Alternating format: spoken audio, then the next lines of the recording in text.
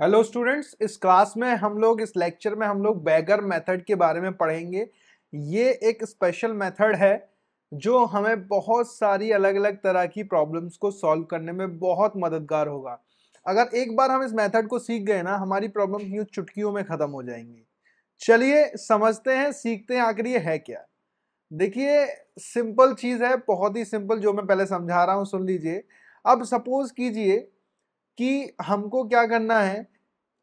अगर मुझे इस लैंड को 3 लोगों में डिवाइड करना है तो मुझे ये 2 लाइन बनानी पड़ेंगी। करेक्ट। तो ये ऑटोमेटिकली 3 लोगों में अपने आप डिवाइड हो जाएगा। सर मतलब बैगर कहाँ से आया? अब सपोज कीजिए आपके पास कुछ कॉइन्स थे, ठीक है। अगर आपके पास कुछ कॉइन्स थे और आपके सामने 4 भिखारी खड़े हो गए, या मैं कहूँ 3 भिखारी ले लीजिए, तो आप पहले को कुछ सिक्के देंगे, दूसरे को कुछ देंगे, तीसरे को कुछ देंगे, चौथे को कुछ देंगे, ऐसे ही तो देंगे। लेकिन आपको क्या पता कि कितने सिक्के देने हैं, है ना, कि कितने पहले वाले को देने हैं, कितने दूसरे वाले को देने हैं और कितने तीसरे वाले को देने हैं। तो इस चीज को खत्म करने के लिए मैं क्या करूंगा ना, कि भिखारी लोग आएंगे तो मैं कहूंगा भिखारी भैया रुको, मैं एक काम करता हूँ, इसमें ना फॉल्स कॉइन डाल देता हूँ। क्या कर देता हूँ? False coin. तो कॉइन के बीच में ना मैं फॉल्स कॉइन्स डाल लूंगा। सपोज करो मुझे स्टैक ऑफ कॉइन्स को 3 भिखारी में डालना है, बांटना है। तो 2 मेरे को फॉल्स कॉइन डालने पड़ेंगे। फॉल्स कॉइन से ऊपर वाला हिस्सा भिखारी नंबर 1 का, फॉल्स कॉइन 1 और 2 के बीच वाला हिस्सा भिखारी नंबर 2, और बचा हुआ हिस्सा जो है तीसरा नंबर का भिखारी जो है वो ले जाएगा। तो अगर मुझे 3 भिखारियों को डालना है तो मैं 2 फॉल्स कॉइन डालूंगा। अगर 4 भिखारियों को डालना होगा तो कितना डालूंगा, क्योंकि मुझे 4 हिस्से करने हैं तो 3 मेरे को फॉल्स कॉइन जो है डालने होंगे। अब सर ये कैसे यूज होता है? मैं जैसे जैसे हम क्वेश्चंस करेंगे आपको समझ में आ जाएगा कि एक्चुअल में यूज कैसे होता है। अगर हमें कुछ चीजों को डिवाइड करना है ना, मान के चलिए कुछ स्टैक ऑफ चीजों से कुछ लोगों में डिवाइड करना है, या कुछ हिस्से करने हैं, या सॉल्यूशन फाइंड करने हैं, उसमें ये बैगर मेथड जो है यूज होता है।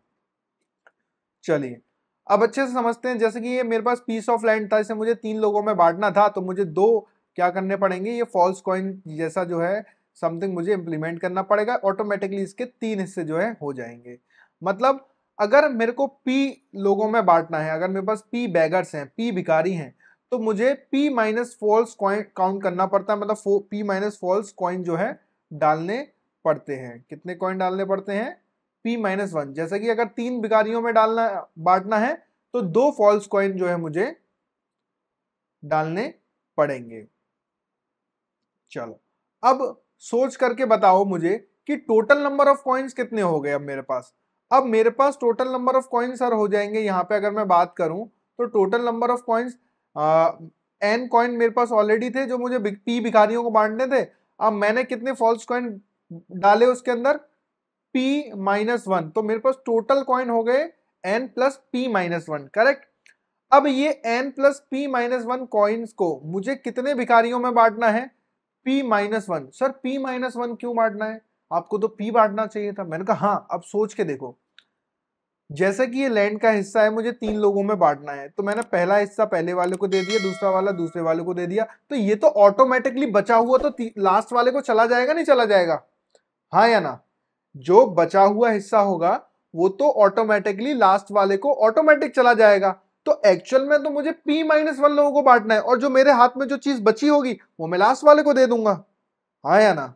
ये बात समझ में आ रही है नहीं आ रही? तो टोटल कॉइन्स कितने हुए? n मेरे पास पहले थे, P-1 फॉल्स कॉइन मैंने इंट्रोड्यूस कराए, तो टोटल कॉइन हुए n प्लस P-1।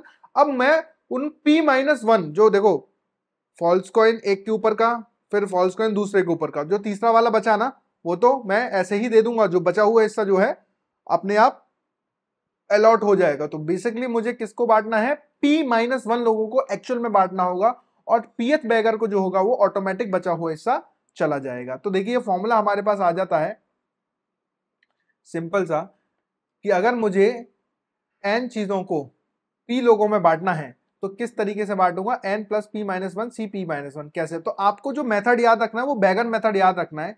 इसमें आप क्या करोगे? Number of ways to distribute n coins among P beggars कितना होता है? इतना होता है। ये किसके लिए? नन, वन और मोर। नन, वन और मोर का मतलब क्या है? कि सपोज करो मैंने वो फॉल्स कॉइन था ना सबसे नीचे रख रखा हो, तो इस फॉल्स कॉइन से ऊपर ऊपर का मैं आइटम जो है बांट दूंगा। जैसे हमको सर कैसे पता चले, यहाँ पे हम समझ नहीं पा रहे हैं। मैंने कहा देखो ये फॉल्स, ये हमारे पास कॉइन थे और मैंने क्या काम किया, ये फॉल्स कॉइन यहाँ एक इंट्रोड्यूस करा, एक यहाँ इंट्रोड्यूस, तो ये पहला हिस्सा पहले को चला गया, दूसरा हिस्सा दूसरे को चला गया और तीसरा हिस्सा बचा हुआ तीसरे को जाएगा। अब मान के चलिए मैंने जो फॉल्स कॉइन था वो यहाँ ना डाल करके, मैंने कैसे डाला, इस फॉल्स कॉइन को यहाँ ना डाल करके मैंने वो फॉल्स कॉइन जो है एक यहाँ डाल दिया और एक लास्ट में डाल दिया। तो लास्ट वाले के जो नीचे होगा फॉल्स कॉइन के नीचे, वो तो लास्ट वाले बैगर को तो कुछ भी नहीं मिलेगा। हाँ, तो ये कौन सा केस है हमारे पास, जहां पे कुछ मिले और कुछ भी ना मिले, नन वन और मोर वाला केस हम इसको जो है काउंट करते हैं। जैसे जैसे हम लोग क्वेश्चंस करेंगे आपको समझ में आ जाएगा, चिंता मत कीजिए। तो हम क्या करते हैं, यहाँ पे मैंने लिख भी रखा है, introduce p-1 fake coins in n coins, hence the total number of coins will be n plus p-1, which we have to distribute in p-1 beggars. Here distribute among p-1 beggars says pth beggar will get all the coins left behind, ठीक है, when at least one coins to each beggar। अब ऐसा ना हो भैया कि भिखारी नाराज हो जाए कि हमको कुछ नहीं मिला, तो मैं क्या करूंगा, सबसे पहले जो p भिखारी थे ना, मेरे पास p भिखारी थे, सारे p भिखारी को एक एक सिक्का बांट दूंगा। तो सबको एक एक सिक्का बांट दिया, तो मेरे पास कितने बचे, n माइनस पी कॉइन्स बचे, यस और नो। अब ये n माइनस पी कॉइन्स को अगेन मुझे कितने बैगर्स में बांटना है, p बैगर्स में बांटना है, तो p-1 false coin in c p-1। तो ये फॉर्मूला जो हमारा जो है आ जाता है, वो आ जाता है सिंपल होकर के n-1 p-1 when number of ways when each beggar will get at least one coin, कम से कम एक कॉइन हर बैगर को मिलना चाहिए।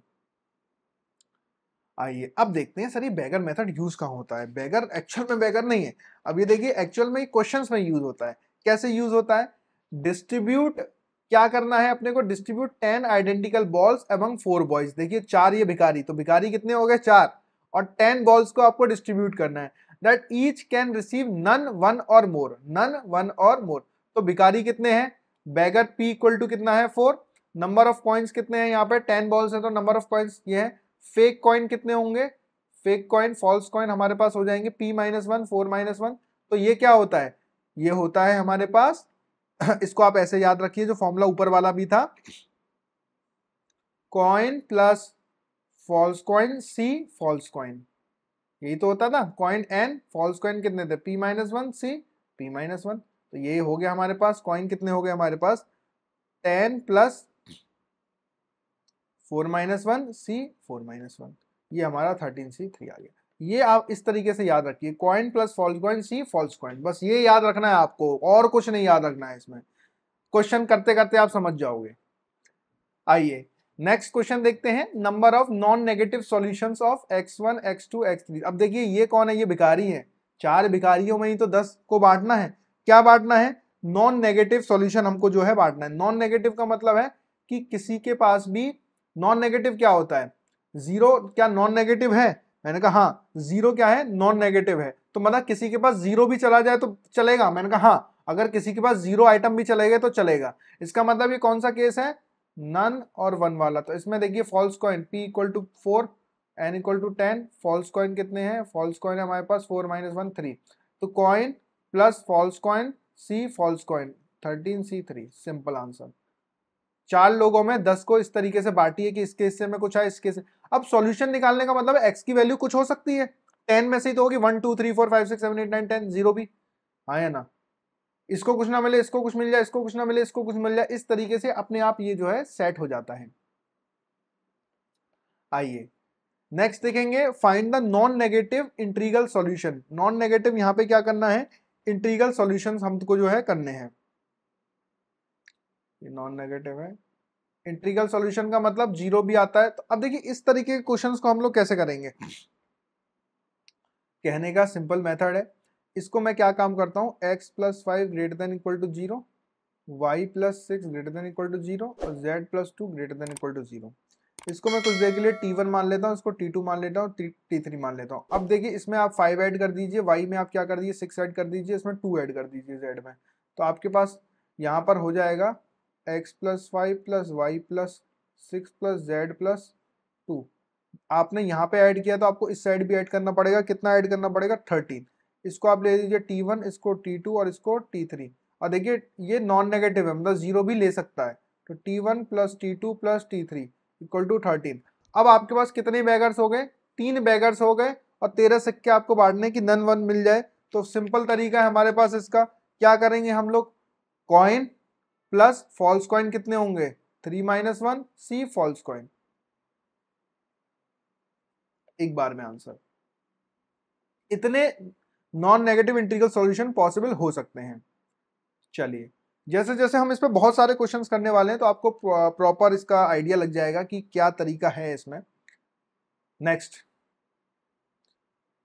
A shelf contains 6 separate compartments, 6 separate compartment है, number of ways in which 12 marbles can be placed so that no two compartment remains empty, no compartment remains empty, मतलब सबके पास कुछ ना कुछ होना चाहिए। सबसे पहली बात, हर एक में कुछ ना कुछ होना चाहिए। 6 कंपार्टमेंट है, 6 भिखारी हैं एक्चुअल में, 1 2 3 4 5 और ये 6 भिखारी, हर एक में कुछ ना कुछ होना चाहिए, मतलब सबको एक एक एक एक एक एक एक एक एक एक तो मार्बल दे ही दीजिए, है ना। तो इसके लिए फॉर्मूला क्या होता था, याद है आपको, n-1 सी p-1, एक एक एक एक सबको दे दिया, तो मार्बल कितनी है 12, है ना, भिखारी कितने हैं 6, 6-1, सिंपल आंसर आ गया 11C5। अब देखिए सबको एक एक एक दे दिया तो बचा कितना, वैसे आप कैलकुलेट करेंगे तो आराम से हम लोग जो है इसमें जो है कैलकुलेट कर सकते हैं। सबको एक एक एक दे दिया हमने, 6 बचा, 6 प्लस अब फॉल्स कॉइन कितने होने चाहिए, यहाँ पे 5 होने चाहिए, C5, देखिए आपका आंसर 11C5 आएगा। इस तरीके से आप निकाल सकते हैं। Number of non negative integral solution of this inequality, इस इनइक्वालिटी का नॉन नेगेटिव इंटीग्रल सॉल्यूशन हमको निकालना है। अब देखिए इस तरह के क्वेश्चंस में करते कैसे हैं, इसका क्या मतलब है, इसका मतलब है मीन्स कि x plus y plus z से या तो कम होगा या बराबर होगा, ठीक है, 6 है या 6 से कम। अगर 6 से कम है तो मैं एक इंट्रोड्यूस करता हूं एक और वेरिएबल t, ठीक है, t को मैं इंट्रोड्यूस करा और इसको लिख दिया x plus y plus z plus t equal to 6 greater than equal to 0। अगर ये 6 के बराबर था तो t 0 हो जाएगा, और अगर कम था तो वो t अपने आप उसकी वैल्यू ले लेगा। अब देखिए कितने भिखारी, 4 भिखारी 6 में, और नॉन नेगेटिव निकालना है, मतलब कि 0 आप ले सकते हो, नेगेटिव को छोड़ करके बाकी आप ले सकते हो, मतलब x greater than equal to 0, y greater than equal to 0, z greater than equal to 0 की बात की जा रही है। 6 भिखारी, तो कॉइन कितने हैं, n इक्वल टू 6, भिखारी कितने हैं, p इक्वल टू 4, तो ये हो जाएगा हमारे पास फॉल्स कॉइन कितने हो गए हमारे पास 3, तो कॉइन प्लस फॉल्स कॉइन सी फॉल्स कॉइन, ये हमारे पास आ गया 9C3 आंसर, सिंपल आंसर। ये देखिए बैगर मेथड का ये फायदा है, आपको वैसे तरीके से करेंगे तो आपको बहुत टाइम लग जाएगा इसमें। नेक्स्ट हम लोग आ जाते हैं, A man has 25 mangoes in 4 different varieties, 25 उसके पास मैंगोज है, buying at least 4 of each variety, her variety के 4 खरीदेगा, in how many ways he can plan his purchase। अब उसको 4 वैरायटी है, X1, X2, X3 और X4, और 25 मैंगो उसको लेने हैं, लेकिन 4 हर वैरायटी के लेने, तो 4 दे दो सबको, 4 सबको दे दो। देने के बाद अब X1 वैरायटी के मान के चलिए वो T1 खरीद सकता है क्योंकि 4 उसने खरीद लिए, इसके T2, T3 और T4 खरीद सकता है। अब 4 सब में दे दिए, 4 तो ये कितना बचा अपने पास, 9 बचा, 16 माइनस हो गया। अब 9 लोगों में 9 मैंगोज को बांटना है 4 वैरायटी में, तो अब कैसे भागोगे, फॉल्स कॉइन इधर कितने आ गए अपने पास 3, कॉइन कितने आ गए 9, और बैगर कितने आ गए 4, तो कॉइन प्लस फॉल्स कॉइन सी फॉल्स कॉइन, तो ये हो गया 12C3, 12C3 से तरीके से he can plan his purchase. Distribute 2 apples, 3 mangoes, 4 oranges among Ram, Shyam और Ghanshyam so that each receive none, one or more। तो अपने पास कितने बैगर्स हैं भैया, 3 बैगर हैं, राम, श्याम और Ghanshyam, X1 plus X2 plus X3, है ना, ये 3 बैगर हो गए राम, श्याम और घनश्याम। ये 2 एप्पल ले सकते हैं, X1 plus X2 plus X3, 3 mango लेंगे, और X1 plus X2 plus X3 4 orange लेंगे, लेकिन इन दो सबका मल्टीप्लाई, क्योंकि सब लेंगे ना मल्टीप्लाई, इसको लो या ना लें? तो बैगर कितने हैं, फॉल्स कॉइन कितने, 2, बैगर कितने हुए, 3 - 1 सी 3 - 1 मल्टीप्लाई अगेन 3 + 3 - 1 सी 3 - 1 इधर 4 + 3 - 1 सी 3 - 1 मल्टीप्लाई कर दीजिए, डिस्ट्रीब्यूट करना, इस तरीके से हम लोग डिस्ट्रीब्यूट करेंगे।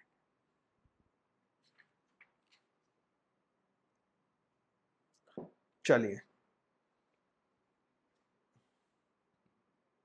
Next, in how many ways 30 marks to be allotted to 8 questions if at least 2 marks to be given to each question?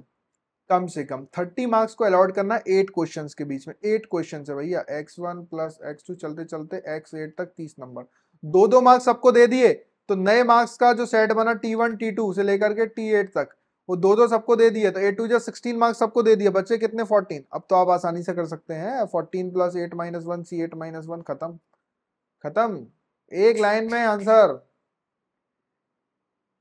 चलो ये क्वेश्चन है हमारे पास, there are unlimited number of red white blue green balls, they are all alike except their colour, सब alike हैं, एक जैसी हैं कलर को छोड़ करके, है ना, अनलिमिटेड है अपने पास। चलिए अब बताइए, number of ways in which selection of 10 balls can be made, 10 balls का हमको क्या करना है, सिलेक्शन करना है।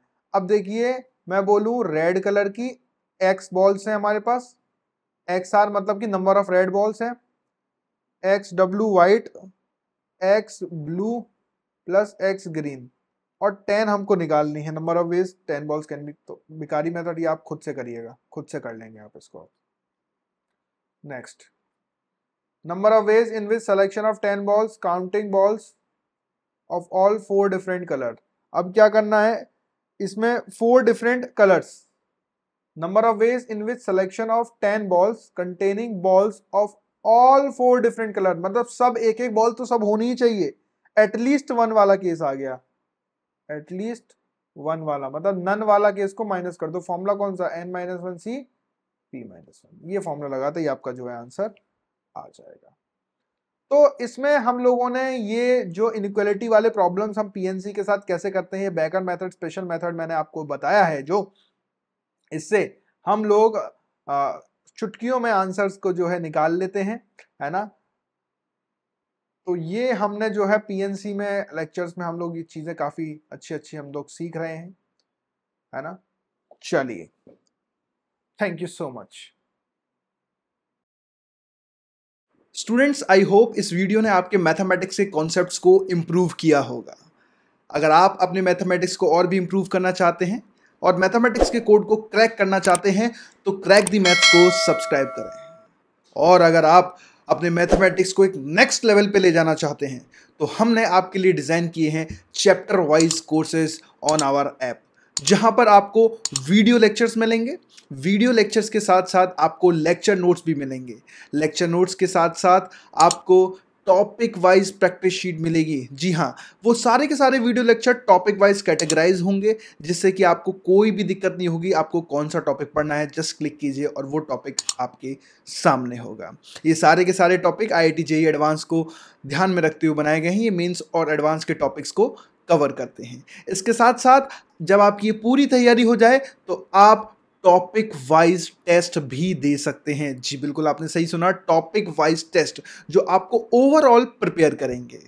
तो देर किस बात की, अभी डाउनलोड कीजिए crack the maths app, link is in the description box.